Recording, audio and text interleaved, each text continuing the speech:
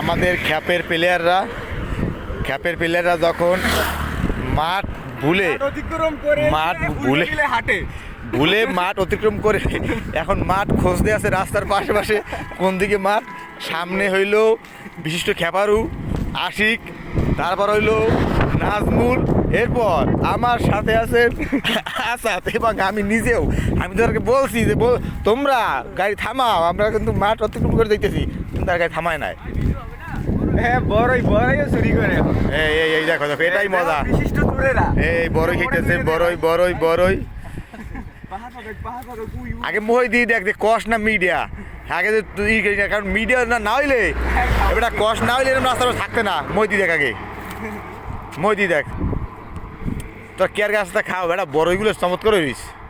ভাই মজা আছে, খাইবেন? লই ল পার বেশ করে পার আসাদের বললি লই যাবে না খেলতে কিছু আনি না, লইছি বড়ই।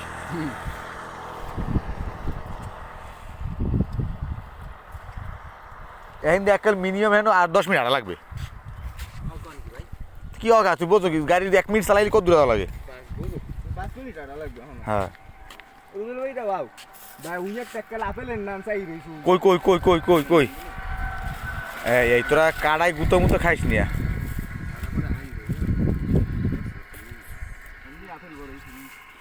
কেউ গা আরে বেডা বড়ই তো উই দেয় বেটা, দেখদি উই পার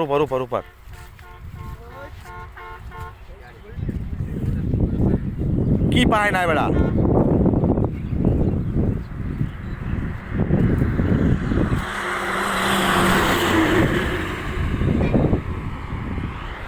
আয় ল